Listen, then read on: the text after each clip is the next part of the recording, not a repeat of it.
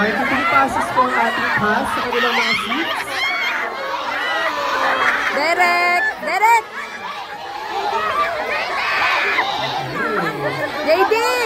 Cyrus! Okay. Habang umupo yung class, guys, quiet lamang po. Classmates, quiet lamang. Yan. So, nabanggit ko nga kanina, no? We have... Hi, Sarah! Sige, ate, push mo yan.